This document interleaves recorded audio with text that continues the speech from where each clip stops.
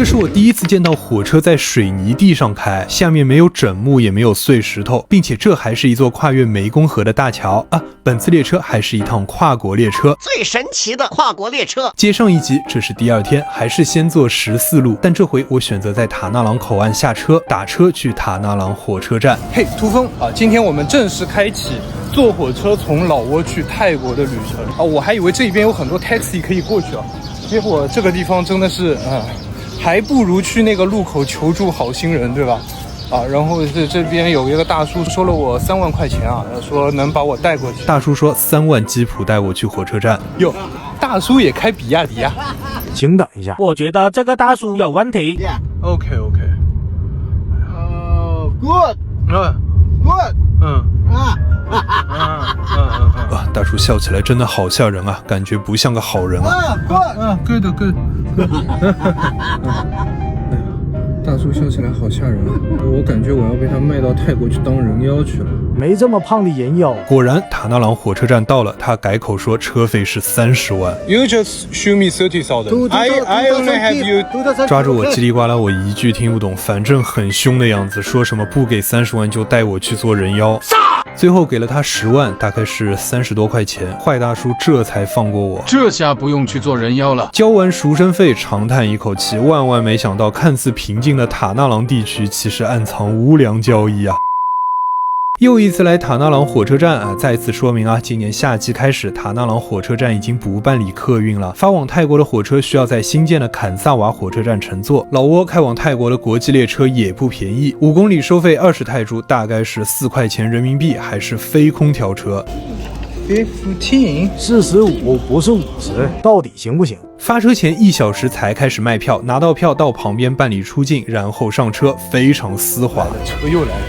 看看是不是昨天的那个车啊？4123，这是4123号机车牵引货列进塔纳朗站，又让大家看到一次路前交接。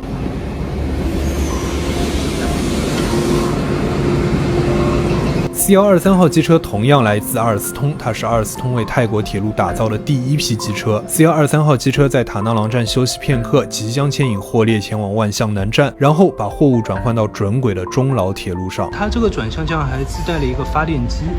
那个车厢的灯啊，都是靠这个东西来发电的，有一个直排的口，闻上去好像不臭。当时的老泰国际列车由2节非空调车厢构成。我记得曾几何时，从塔纳朗到廊开，它用的是印度尼西亚还是日本2手的电联车啊，就是泰国铁路那种车。但是现在它已经变成了机量模式，前面是一个泰国的机车，然后加后面2节车厢啊。那今天还算比较正常啊。大家如果看我昨天的那个视频。它那个后面还拖了2节冷藏车，对吧？算是客货混编型。这个是水排，塔纳朗到廊开这一边是老挝语，那边是泰文。还有就是这个车就是很泰国风格啊，这里面有一个像百叶窗一样的东西啊，当然窗是可以开的。我们这个是非空调车，那我们上车看一下。这个显然是厕所，例行厕所参观环节。泰铁的厕所目前看下来还是挺干净的，蹲厕的便器和国内非常不一样，凸起的，长得跟湄公河客船上差不多。别提那个厕所了，谢谢。好，那总体看上去呢，我们这个算是软席车啊，这上面是电风扇，和我们国内的车一样，就是这个一个摇头扇，对吧？米轨车厢这个宽度啊，跟准轨肯定不一样，稍微要窄一点啊。这个是通过台啊，大家走过通过台要小心，就感觉这个里面随时会掉出去，跟那个上海公交一个相救位置一样，对吧 ？OK， 那走到这边这是他们的洗手台，厕所旁边就是提供开水的水龙头。我操，水怎么是烫的？烫死我了！好了，那我们的龙头呢已经挂上去了，因为这一边1站台和2站台当中就有一个古道，所以你哪边下去都一样。它这个车门也2边都开着，那我们下车了。哎呦，好，这个也是敞开式的哟。哦，大家看一看哦，就这个情况啊，你自己开了门了，跟我没关系。今天4844的本物和昨天一样，是4513号机车，来自日立 Hitachi。这4513跟昨天一样，从廊开到塔纳朗是一个固定交路，1天开2圈那么都是由这个机车来牵引的，但是这个型号我不知道。好，回去我网上查一下来告诉大家。其实泰国铁路机车最好的识别方法恰恰是机车编号。注意，我在这里把4洞洞1到4洞5洞号段的机车归为4000系，把41洞1到4154号段的机车归为4100系。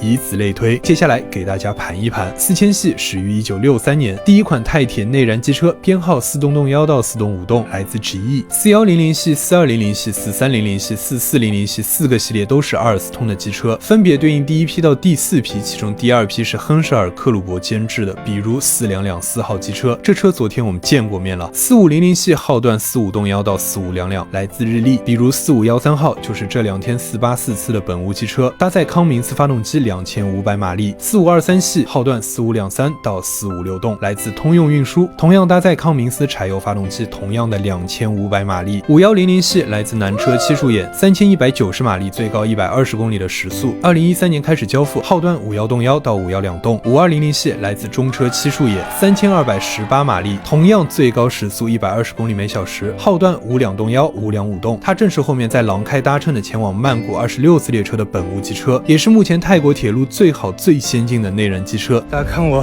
脸上的汗啊！好了，没什么好拍的，都拍完了。一踏瓜子就2节车，1节机车。这时时间来到下午16点45分，距离开车还有45分钟。昨天说过了，塔纳朗火车站所在的这条铁路实际上就是泰国铁路东北线。东北线从曼谷出发到阿勒后分叉，一支去乌汶，另一支就是往东北方向一直到泰老边境城市廊开。2009年东北线延长跨越湄公河到脚下的塔纳朗火车站。2023年东北线自塔纳朗火车站继续往西北方向延伸 7.9 公里，即坎萨瓦火车站。该车站现已投用，是目前泰铁东北线在老挝境内唯一的客运车站。大家看啊，这个 AirNR， 注意看，东北线在老挝的 3.5 公里属于 AirNR， 即老挝国家铁路管辖，也就是一头是中国主导的 AirCR， 一头是泰国主导的 AirNR。这也就导致了，不管从廊开开往万象，还是从昆明开往万象，车次号都是单号，因为上行不是北京方向，就是曼谷方向。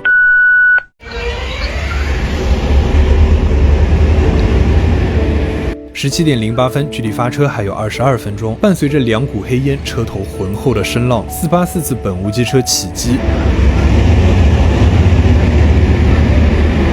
陆谦送上出站信号好。好了，然后我们列尾上车了，廊开。哎呀，拿好我2瓶饮料，这是我的命啊！先去洗个脸。每节车的端部也有水啊。哇，胡风的记忆只有7秒，还好你没把脸先凑上。那么这边的座椅比那边要软很多啊，那我们就坐在这里了。哎，好爽！这个是没有小说版的，然后座椅非常软，我感觉像软卧一样，不是，我感觉像软座一样。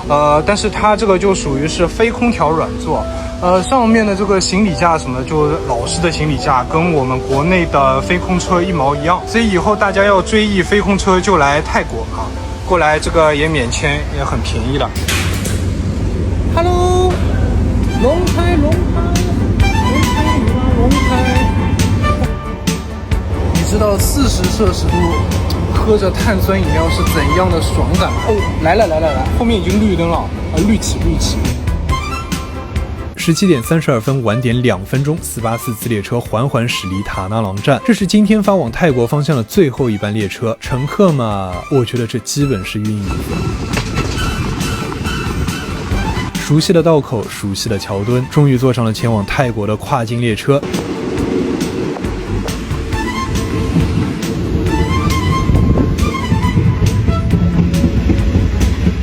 下川的高架桥后面会一直在我们的右边，直到我们开上这座桥。你可以认为它是老泰友谊桥的引桥，实际上它是跨境货运车辆的专用车道。更直接的讲，它是协助泰铁东北线将中老铁路上的物资搬运去泰国的公路运输通道。所以你知道脚下这条米轨铁路和中国间的准轨铁路吞吐量之悬殊了吧？靠这一条米轨是根本来不及运的，所以只能靠身边这些大挂车了。大挂车们正在大排长龙，这是为什么呢？因为我们列车在通过老泰友谊桥时，桥面是需要交通管制的，桥面宽度不够，无法同时通行公路车辆、轨道车辆。